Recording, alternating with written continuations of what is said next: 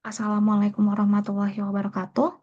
Pada pertemuan ke-11 ini, kita akan membahas tentang pengaruh kelompok sosial dan status sosial. Sebelum kita masuk lebih jauh, saya mau info nih, kalau nanti di materi ini kita akan lebih fokus ke kelompok sosial, karena status sosial dan kelompok sosial ini sebenarnya ini ya, saling berpengaruh lah gitu.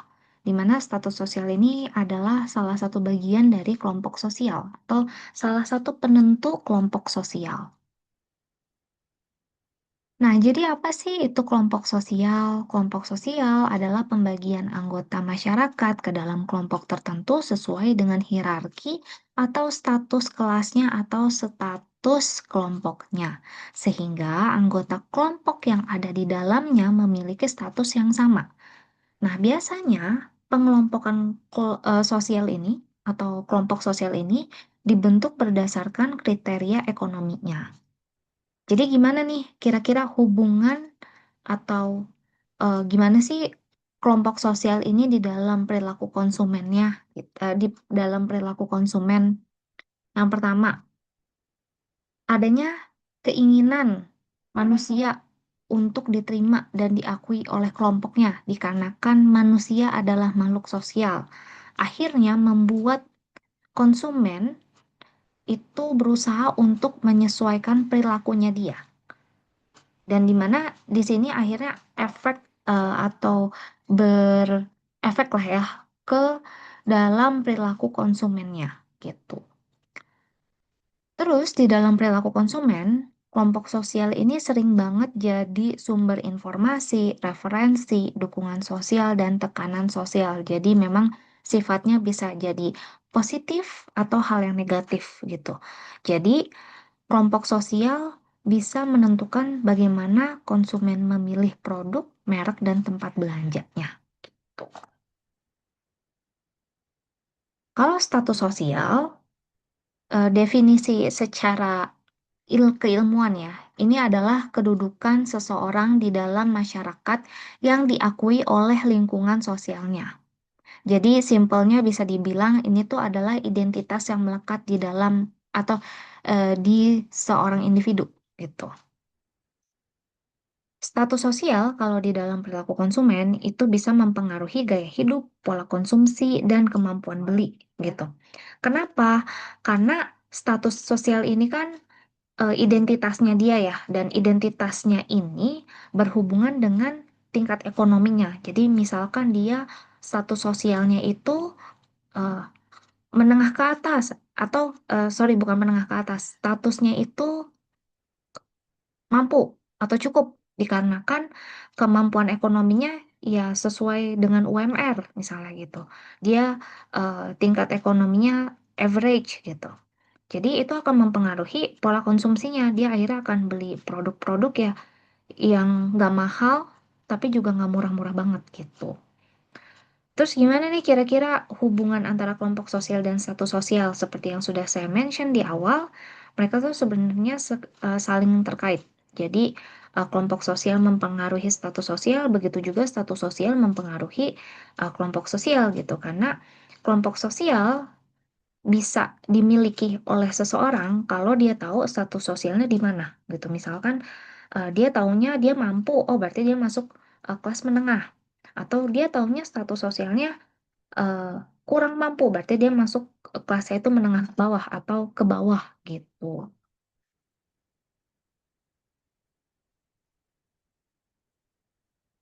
Nah, sekarang kita bahas tentang jenis-jenis kelompok sosial. Jadi jenis-jenis kelompok sosial tuh ada banyak, cuman saya mau bahas dari yang simple dulu nih. Ini kalau yang simple ada dua, kelompok primary sama secondary. Kalau kelompok primary itu memang kelompok sosial utama di mana para anggotanya itu saling mengenal dan memiliki ikatan batin. Nah, contohnya bisa dilihat di sini ada keluarga, teman. Nah, kalau di dalam perilaku konsumen, kategori kelompok ini tuh mempengaruhi pilihan dalam memilih makanan, tempat tinggal, kendaraan, dan pendidikan. Dan memang karakteristiknya itu atau ciri-cirinya itu hubungannya dekat, interaksinya intensif, dan pengaruhnya kuat gitu.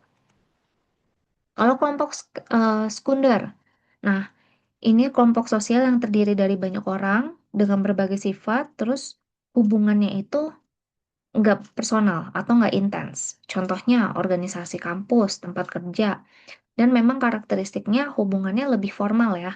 Terus interaksinya juga ya tadi nggak terlalu intens. Nah, pengaruhnya kalau di eh, perilaku konsumen, kelompok ini tuh bisa mempengaruhi pemilihan dalam pakaian kerja, perangkat kerja. Jadi sesuatu yang berhubungan dengan ya udah tempat kerjanya dia atau komunitasnya dia gitu. Kalau menurut Kotler, ada beberapa jenis kelompok sosial. Yang pertama, kelompok atas-atas. Nanti teman-teman detailnya bisa baca ya. Terus yang kedua ada kelompok atas bawah. Ini tuh biasanya kategori orang kaya baru gitu. Kalau kelompok atas-atas tuh adalah orang-orang yang eh, masuk kategori karena kaya turun-temurun. Jadi udah orang-orang tuanya atau kakek-kakeknya tuh orang kaya gitu dan nurun ke dia. Terus berikutnya ada kelompok menengah atas, kelompok menengah bawah. Kelompok bawah atas ini biasanya orang-orang yang di kategori buruh kerja pabrik biasa dan juga mungkin entry level ya kalau buat orang-orang yang kerja di kantor dan kelompok bawah-bawah. Nah, sekarang kita bahas tentang faktor penentu kelompok sosial. Jadi, kelompok sosial itu ada beberapa ciri atau punya karakteristik. Yang pertama, sifatnya emang hierarkis ya. Jadi ada stratanya gitu. Terus bisa berubah seiring waktu. Jadi karena tadi saya udah mention di awal, ini tuh didasarkan pada tingkat ekonomi. Jadi kalau tingkat ekonominya dia atau sisi ekonominya dia ada perubahan, kayak tiba-tiba naik nih derajatnya dari yang tadinya average biasa aja, tiba-tiba jadi kaya karena ada kenaikan pangkat atau apa ada perubahan gaji. Nah, itu bisa berubah gitu. Terus mempengaruhi pola konsumsi. Nah, faktor penentu kelompok sosial, kalau menurut Gilbert dan Cole, ini ada beberapa. Yang pertama ada pendapatan. Detailnya bisa dilihat di sini ya. Terus ada pekerjaan. Biasanya pendapatan sama pekerjaan ini berkesinambungan, saling berhubungan ya teman-teman. Terus berikutnya ada pendidikan.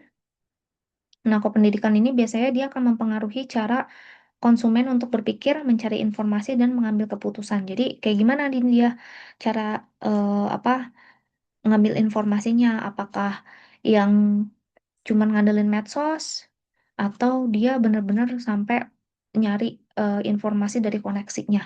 Yang mana koneksi itu kan biasanya eh, kita punya banyak kalau kita sering bersosialisasi, sering ikut organisasi atau sering ikut klub-klub gitu. Nah, itu dari situ biasanya juga kelihatan gitu. Oh, mana nih orang yang sering punya keanggotaan di tempat-tempat yang eksklusif gitu. Ada juga yang orang oh biasa aja carinya berarti kayak gini itu kelihatan.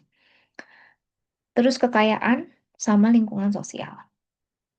Nah, sekarang kita masuk ke pengukuran kelas sosial. Jadi, kelas bukan kelas sosial ya, sorry, kelompok sosial. Jadi, kelompok sosial ini kan ada harus diukur ya, kira-kira masuk kelompok sosialnya kelompok yang mana gitu. Nah, ini ada tiga pengukuran. Pertama, ukuran subjektif. Jadi memang mengukur kelas sosial atau kelompok sosial berdasarkan persepsi partisipannya. Jadi kita biasanya nanyanya, menurut kamu, kamu masuk kelas sosial yang mana atau kelompok sosial yang mana gitu. Nah, terus yang kedua ada ukuran reputasi. Jadi ini memang sebenarnya ini nggak pernah dipakai ya.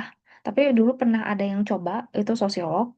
Dia nyoba pendekatan ini untuk memahami struktur masyarakat. Ternyata pas dicoba malah jatuhnya kayak ambigu, kayak nggak jelas gitu strukturnya. Makanya ini nggak pernah dipakai.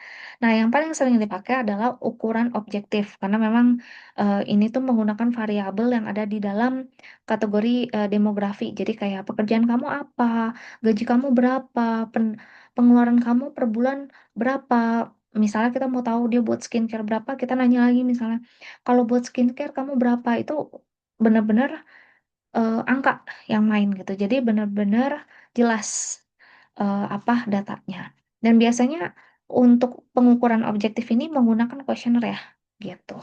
Jadi memang sifatnya netral dan nggak bias, gitu. Nah, untuk materi hari ini sekian. Terima kasih teman-teman. Mohon untuk dibaca lagi, nanti setelah lihat video ini bisa dibaca sendiri. Terima kasih. Wassalamualaikum warahmatullahi wabarakatuh.